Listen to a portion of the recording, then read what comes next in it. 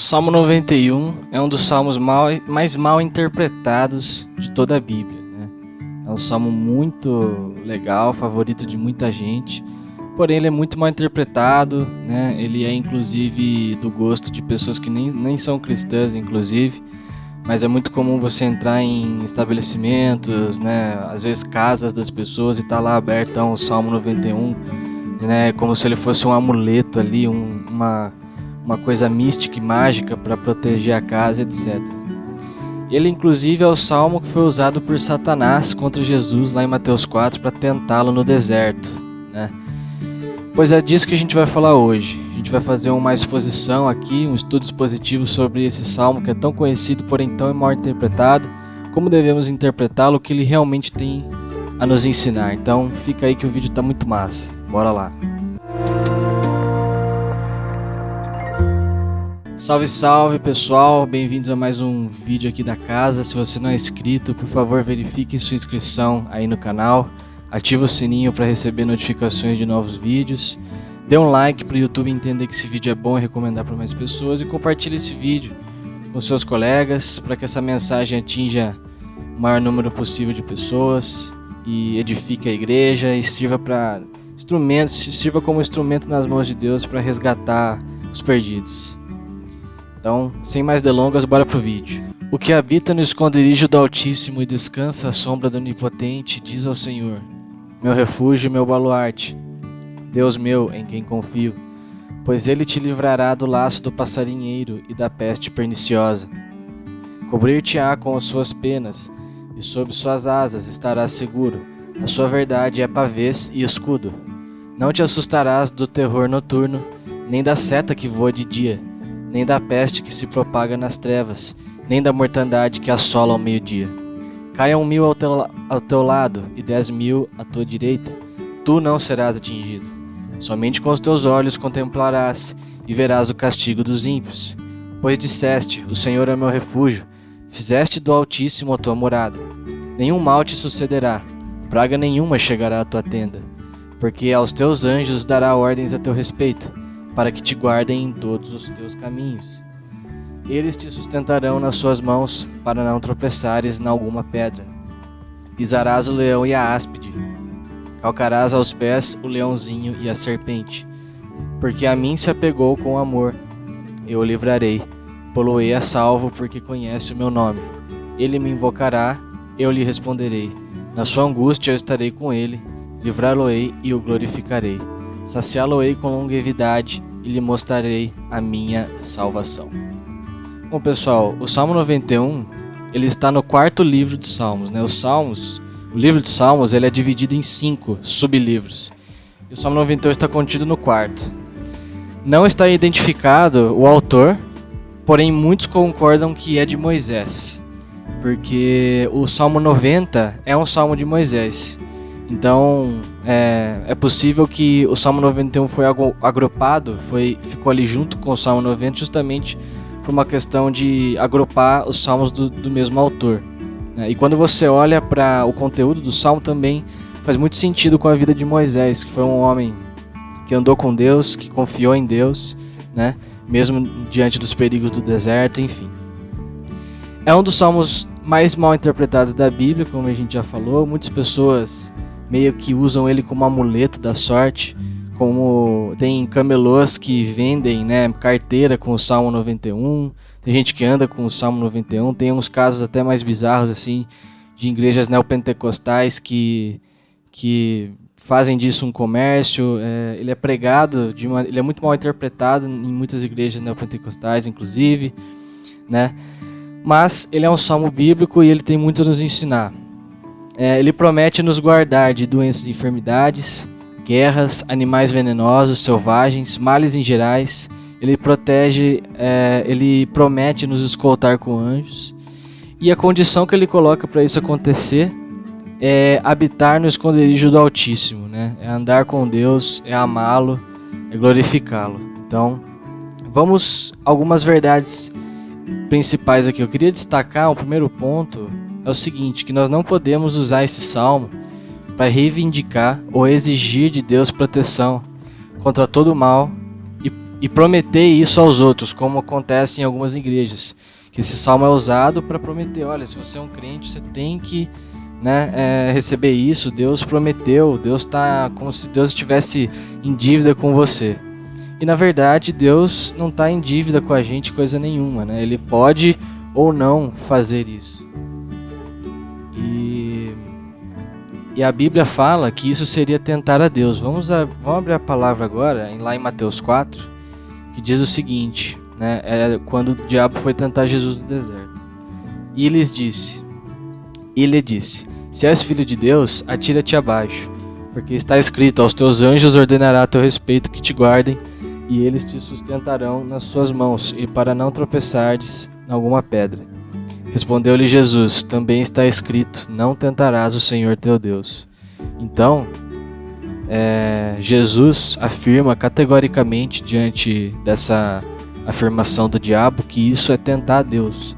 Você usar um texto bíblico em que Deus está demonstrando ali a sua bondade para obrigar a Deus, entre aspas, né, porque ninguém tem esse poder, mas para reivindicar a Deus a proteção dele, algo que ele entregue alguma coisa, como se fosse uma dívida que ele tem com a gente. Isso, de acordo com Jesus Cristo, é tentar a Deus. E quantas pessoas não fazem isso hoje?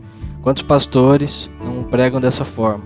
Para você reivindicar o que é seu, para você ir lá tomar, se apossar daquilo que é seu por direito. Quando na verdade, pessoal, a atitude correta para nós termos diante de Deus é uma atitude de quebrantamento, é uma atitude de reconhecer quão pequenos nós somos diante de Deus. Nós não somos nada, Deus não precisa da gente, é nós que precisamos dele, né?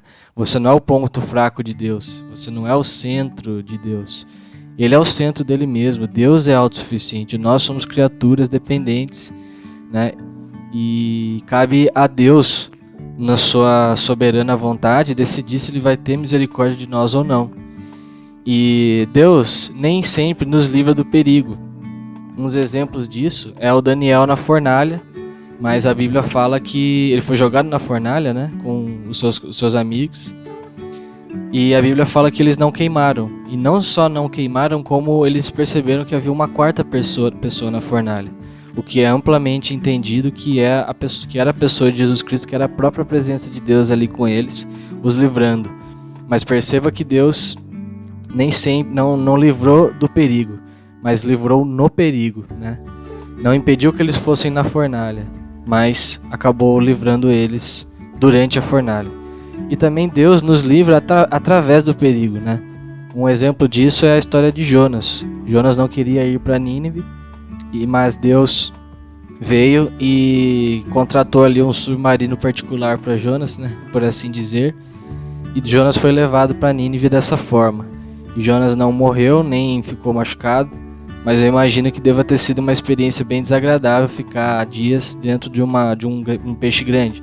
Então foi um perigo que Deus usou para cumprir o seu propósito, né? E pior ainda, muitos crentes verdadeiros passam por tribulações, né? Podemos citar aqui João Batista, os apóstolos. João Batista, no caso, foi morto, né?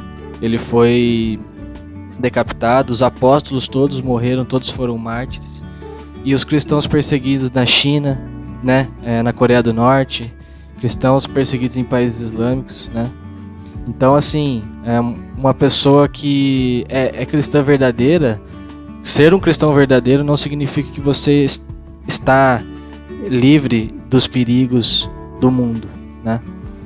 E nós também precisamos analisar a Bíblia como um todo, né? Se numa leitura com pouca atenção desse salmo, pode nos levar a interpretar dessa forma, de que se você é cristão, Deus tem a obrigação de te proteger e te livrar de todos os males. Mas a gente precisa analisar como que a gente concilia esse fato, se isso for verdade, como a gente concilia isso com o fato de João Batista, que Jesus mesmo afirma que ele foi o maior ser humano depois de Jesus, né? Dentre todos os nascidos de mulher, o maior é João Batista, tamanha era a comunhão que João Batista tinha com Deus, e ele foi morto, decapitado. Ou os apóstolos, que com exceção do apóstolo João, todos foram martirizados também, alguns crucificados, outros queimados no piche. O apóstolo Paulo foi decapitado também. Então, como que a gente concilia? Então, a verdade bíblica, e isso se comprova mediante o estudo de outros versículos e outros textos, é que Deus, Ele não nos livra necessariamente da tribulação, mas Ele está conosco em todas as tribulações. Ele vai nos dar força para resistir à tribulação e nos livrar de todo o mal, né? Então, eu interpreto esse texto dessa forma, que o Salmo 91 está afirmando que Deus tem o poder de nos livrar, mas não que Ele vai necessariamente nos livrar de todas as coisas. Deus tem os propósitos dele, e Ele é soberano, e Ele é bom o tempo todo. Mas uma coisa nós podemos ter certeza, que nós temos o perdão dos nossos pecados, que nós temos a certeza do livramento da condenação eterna, mas que no mundo podemos ter aflições, conforme afirma Jesus lá em João 16:33.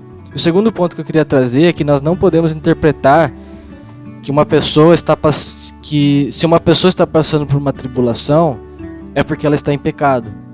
Isso era um pensamento muito comum da época de Jesus, mas que ele se provou falho muitas vezes, né? Talvez o melhor exemplo disso seja o de Jó, que era um homem íntegro que andou com Deus, mas que Deus, por algum motivo, isso não é revelado no livro inteiro, né? Deus não revela em nenhum momento, mas que Deus permitiu por muito tempo ele passar por uma tribulação tremenda, né? De um dia para a noite ele perdeu todas as suas riquezas, e o que é pior, perdeu também a sua esposa e filhos, certo? E por muito tempo ficou assim, até que Deus no final restabelece e dá tudo em dobro para ele. Mas Deus teve a vontade, o plano de Deus para a vida de Jó é que ele passasse por isso, mas ele não passou por isso porque ele estava em pecado. Outro, novamente, poderia citar de novo João Batista, que foi íntegro, foi um homem de Deus e que passou por tribulação, foi morto, e os exemplos são muitos. Por outro lado também, pessoal, isso também é verdade. Muitas vezes a tribulação que nós estamos passando é sim consequência direta dos nossos pecados. Nós não podemos negligenciar uma nem outra coisa. A tribulação pela qual estamos passando pode ser consequência do nosso pecado ou não. Mas um exemplo bíblico que nós temos de uma pessoa que pecou e se deu muito mal por causa disso foi o próprio Davi, que apesar de ter se arrependido, apesar de continuar sendo o homem segundo o coração de Deus, a Bíblia é clara que a tribulação que ele teve na sua vida foi em decorrência do pecado, do adultério dele com Batseba, com o assassinato de Urias e o adultério com Batseba. A casa de Davi foi uma casa de guerra depois disso. Os filhos, houve inimizade entre ele e seus filhos. E a Bíblia é clara quando ela ensina que isso foi consequência direta. A mulher de Ló também, por exemplo, ela virou para trás e virou uma estátua de sal. E temos outros exemplos. Então as duas coisas são verdades. Concluindo esse estudo, pessoal, queria dizer que Deus é bom o tempo todo, né? Nós, estando em prosperidade ou em dificuldades, Ele é soberano, Ele faz todas as coisas conforme o conselho da sua soberana vontade. E Deus é bom o tempo todo. Todas as coisas cooperam para o bem daqueles que amam a Deus. Isso está lá em Romanos 8:22, e nós temos que lembrar disso também. Embora nós temos aflições aqui no mundo, todas as coisas cooperam para o bem, Deus está cuidando, Deus não permite que sejamos tentados além das nossas forças, além das nossas capacidades. Juntamente com a tentação, Ele também oferece a válvula de escape, Ele também oferece a saída. Ele é poderoso para nos livrar. Esse é um ensinamento básico, fundamental desse texto. Nós podemos depositar as nossas confianças nele, que Ele é poderoso. Nós podemos pedir e clamar por libertação, porque Ele é o único que detém todo o poder para fazer isso acontecer. E andar com Deus traz paz e segurança, mesmo diante do perigo. Mesmo que o perigo venha, Ele vai nos dar força para resistir. Amém, irmão? Obrigado por ter assistido esse vídeo. Deus abençoe muito sua vida. Comenta aqui embaixo o que você achou do vídeo, se você concorda ou discorda dessa interpretação, se você já tinha visto algum ponto de vista diferente. Larga um comentário aqui embaixo. Se inscreve no canal para ajudar esse canal a crescer e ajudar essa mensagem a chegar a mais pessoas. Compartilha esse vídeo com seus colegas e tamo junto. Um abraço, até o próximo vídeo.